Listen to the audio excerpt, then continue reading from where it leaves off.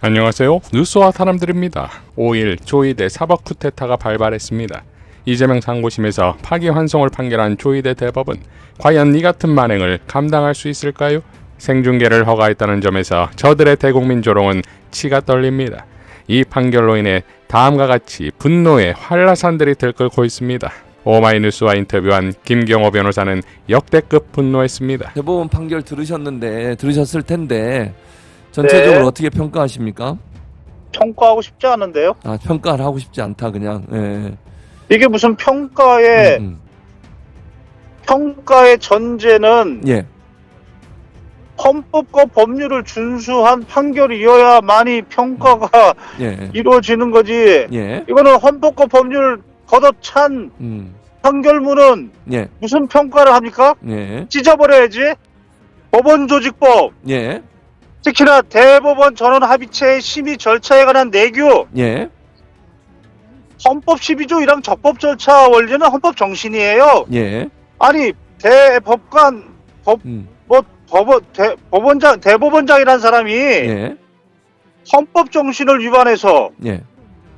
사건 지정 시에 10일 전 전원합의체는 10일 전 지정하라고 그 원칙이 규정돼 있는데 예. 이거 무시해버리고 소부 심리해야 되는데 없이 곧바로 그냥 직권으로 전원합의체 해고해버리고 예. 전원합의체 기일도 사전 공고 없이 이례적으로 당일 배당하고 2시간 만에 개최하고 이틀 후에 또 하고 예. 사전에 연구 보고 절차 다 생략해버리고 예. 아니 법관 중에도 대법관 중에도 대법원장이라는 자가 헌법 적법 절차의 원리를 발로 걷어차는 이런 자가 이게 무슨 판결문이에요? 그러면 여기에 대해서도 법적으로 예를 들면 고소고발을 할 수 있는 법적으로요? 건가요? 예. 탄핵이요, 탄핵. 탄핵을 해야 된다.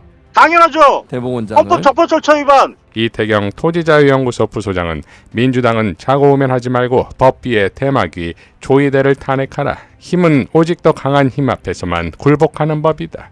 라고 일갈했습니다. 최강욱 전 의원도 살기 어린 글을 남겼습니다. 대법원조차 함께하는 법비들의 대선 개입. 그래 너희들의 수사 기소권 재판권을 갖고 어떻게든 내란 세력을 지키고 민주정부의 수립을 막아보겠다 이거지. 법치주의도 민주주의도 법적 안정성도 사법부의 신뢰도 다 너희들의 이익을 지키고자 한다면 다 제쳐버릴 수 있다는 거지. 그럼 우리가 그냥 손 놓고 앉아 하늘을 원망하며 가슴치며 울부짖을 것 같았지. 각오해라. 이젠 주권자의 시간이다. 너희들이 아무리 꼼수와 무리를 거듭해가며 장난을 치고 싶어도 민심을 놓치고 있다는 점을 뼈저리게 느끼게 될 것이다. 이쯤 되면 막 하자는 거잖아. 대선 전 파기환송심에는 출석하지 않는다. 만일 무리하게 기일을 지정하면 재판부 기피 신청은 물론 탄핵소추까지 불사한다. 너희들 마음대로 되나보자. 공직선거법을 개정해서 허위사실 유포에 대한 구성 요건을 엄격하게 변경하거나 아예 폐지할 수도 있다. 너희들 맘대로 유죄 선고할 수 있나 보자. 형사소송법을 개정해서 대통령에 대한 형사재판은 불소추 특권에 의하여 당연 정지되는 조항을 추가해도 된다. 너희들 맘대로 재판할 수 있나 보자. 별짓을 다해서 파기환송심에서 벌금 100만 원을 빛의 속도로 선고하고 대법원으로 보내 속전속결로 끝내려 시도해봐라. 조이대와 9명의 졸개 대법관은 전원 탄핵소추로 직무가 정지될 것이다. 그래도 어찌어찌 대법원의 심리가 시작될 수 있나 보자. 법원조직법 개정에서 대법관 숫자를 100명으로 늘릴 수도 있다. 새 대법관? 국민들 마음에 쏙 드는 사람만 지명할 거다. 10명이 90명을 상대로 이길 수 있을까? 이도저도 못하니 헌재를 믿고 위헌 법률심사 내지 헌법소원 제기해봐라. 대선 전엔 결정도 안 나겠지만 2명의 재판관은 새 대통령이 임명하는 것이다. 결국 너희들은 진다. 꼼수와 일탈을 감행했지만 민주시민의 결집력과 이재명의 득표율만 높여주는 결과로 기결될 것이다. 2025년 6월 4일 대한민국 21대 대통령 이재명이 취임하는 데엔 아무런 문제가 없다. 내 말이 맞나 안 맞나 두고 보자고. 그럼 다 걸어라. 나도 내 알량한 인생과 목숨을 걸 테니 라고 포효했습니다. 최민희 의원은 대법원의 대선 개입, 내란 수계 윤석열 친구 조이대의 사법 쿠데타, 내란 세력의 뿌리가 깊고 넓습니다. 내란 세력 일소를 위해 악착같이 싸웁시다. 시민 여러분, 이재명을 지켜주십시오. 촛불 행동도 다음과 같이 성명을 냈습니다. 사법부의 대선 개입 법비들을 응징하자 이재명 후보 대법원 상고심 선고 결과에 대한 촛불 행동의 입장. 조희대 대법원이 파기환송으로 이재명 대표의 선거법 위반 혐의 재판을 다시 고등법원으로 돌려보냈다. 대법원장 조희대는 이미 무죄로 판결난 사건을 대선을 코앞에 두고 내규도 위반하며 비정상적이고 비상식적으로 상고심을 잡았다. 그리고 대법원은 말도 안 되는 판결로 노골적으로 대선에 개입했다. 또다시 교활한 법비들이 난을 일으켰다. 이재명의 발목을 잡고 대선판을 흔들겠다는 수작이다. 오늘 대법원의 판결로 내란은 지속되고 있다는 것이 분명해졌다. 국민들은 오늘 재판 결과를 절대로 용납할 수 없다. 우리는 피 끓는 분노로 내란 제압을 위한 항쟁을 선언한다. 사회 곳곳에서 암약하고 있는 내란 세력들을 일망타진해야 민주주의가 작동한다. 내란 세력 청산이 새로운 대한민국으로 가는 유일한 방법이다. 범국민 항쟁으로 민주정부 건설하고 내란 세력 청산하자.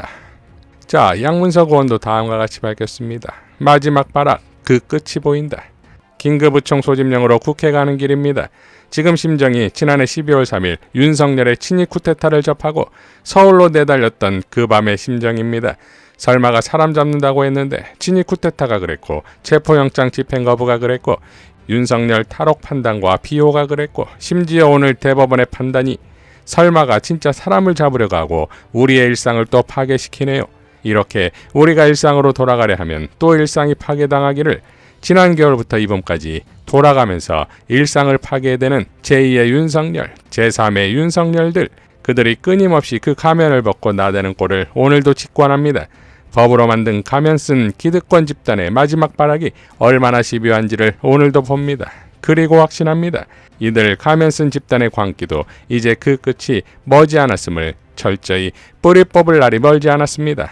우리는 오늘을 내일도 모레도 기억하고 또 기억하며 철저히 척결해 나갈 것입니다. 더 이상 착한 민주당, 착한치 않은 민주당은 없습니다. 오로지 강력한 민주당만 있을 뿐입니다.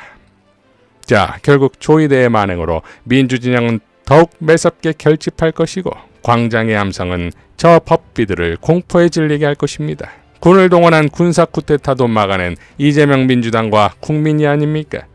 이번에 조희대 법비들의 내란 역시 국민과 함께 반드시 막아내고 단죄할 것입니다. 긴급의총에서의 박찬대 원대의 발언으로 마무리하겠습니다. 이번 판결은 법원에 대한 신뢰를 일거에 무너뜨린 희대의 판결로 사법 역사의 길이길이 흑역사로 남을 것입니다. 조희대의 대법원의 이 판결 역사에 남지 않겠습니까? 정의를 세워야 할 법원이 정치를 한다는 사실에 분노합니다. 12.3 내란에는 침묵했던 대법원이 사법부의 권능을 빼앗아가는 군사 계엄에 대해서는 조용하던 입 다물던 대법원이 대선에 부당하게 개입했습니다. 국민으로부터 압도적 지지를 받는 유력 정치인이자 차기 대선 후보에 대해 올가미를 씌우고 족쇄를 채우려는 불순한 의도를 드러낸 것입니다. 그러나 이 쿠데타는 결국 실패로 귀결할 것입니다. 대한민국의 진짜 주인은 사법부가 아니라 주권자 국민입니다. 대통령은 법관이 아니라 국민이 뽑습니다. 위헌 위법한 비상 계엄을 막아내고 불이한 권력을 끌어내린 우리 국민께서 사법 쿠데타를 진압하고 정의와 상식을 바로 세워주실 것이라 믿습니다. 국민이 배심원이 될 것입니다. 결국 국민이 합니다. 더불어민주당은 내란 종식과 정의 회복을 위해 국민만 믿고 국민과 함께 흔들림 없이 마지막까지 방심하지 않고 결연하게 흔들림 없이 나가겠습니다. 우리 의원님들 마지막까지 최후의 그 순간까지 함께 해주시기 바랍니다. 이상 뉴스와 사람들이었습니다. 시청해 주셔서 감사드립니다.